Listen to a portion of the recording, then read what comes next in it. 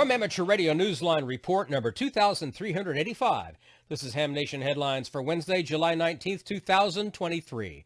Our top story takes us to the World Radio Sport Team Championship. The prestigious international competition wrapped up in Italy on July 9th, and the winners were announced, including the venues selected to host the competition in 2026.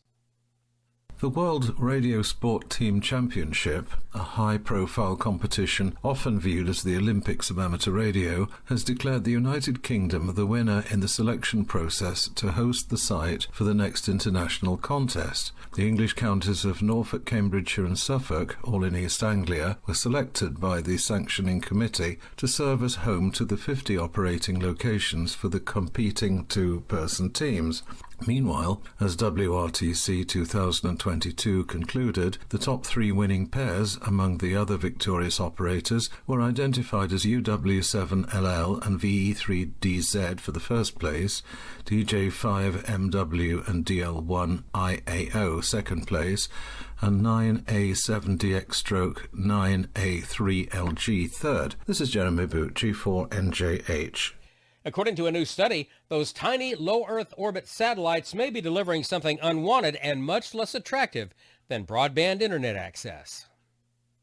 Large satellite constellations that provide detailed Earth imagery as well as broadband internet access to some regions have been shown to emit unintended electromagnetic radiation that may prove a challenge to radio astronomers' research. Scientists at the Max Planck Institute for Radio Astronomy in Germany report that interfering signals appear to come from the electronics on board a number of SpaceX satellites. Writing in the journal Astronomy and Astrophysics, the researchers said they made the discovery using the facility's low-frequency array telescope. They drew their conclusions after observing 68 of the satellites in low Earth orbit. The report's lead author, Federico Di Verno, said, quote, "This study represents the latest effort to better understand satellite constellations' impact on radio astronomy." End quote.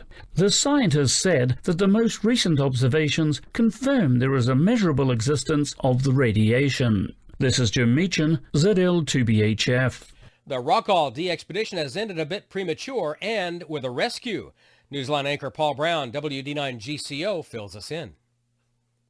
Scottish adventurer Cam Cameron is home safe. You may recall he was joined initially, and briefly, by two amateur radio operators on Rockall in the North Atlantic during his attempt to break the 45-day record for a stay there set in 2014.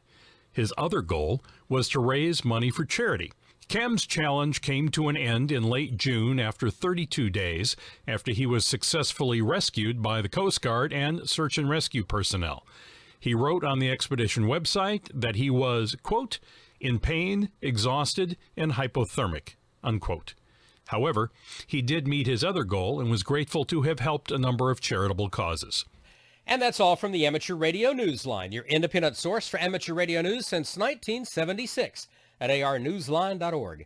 With Jeremy Boot, G4NJH, Jim Meechan, ZL2BHF, Paul Brown, WD9GCO, Karen Eve Murray, KD2GUT at the news desk in New York, and our news team across the globe. I'm Don Wellbanks, AE5DW. 7-3. We'll see you next time here on Ham Nation.